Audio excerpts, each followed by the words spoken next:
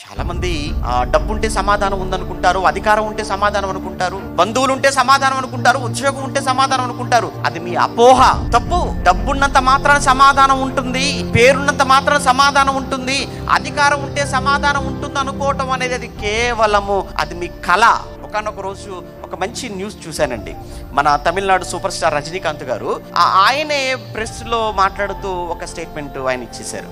నాకు అన్నీ ఉన్నాయి, మరి ఇంకేంటండి, నాకు సమాధానం లేదు.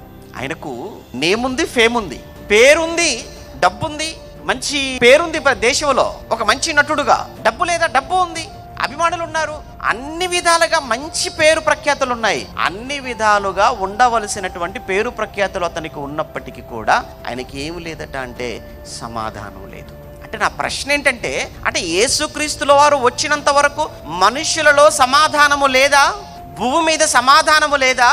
లేదు. కనుకనే ఆయన భూమి మీద సమాధానాన్ని కలిగించడానికి, అందుకే యేసుక్రీస్తుల వారు కూడా ఒకానొక సమయంలో అంటాడు, నేను ఎందుకు వచ్చానో తెలుసా? భూమి మీద సమాధానం కొరకే నేను భూమి మీదకి వచ్చాను. ఎందుకు వచ్చాను? భూమి మీద సమాధానాన్ని నెలకొల్పడానికే.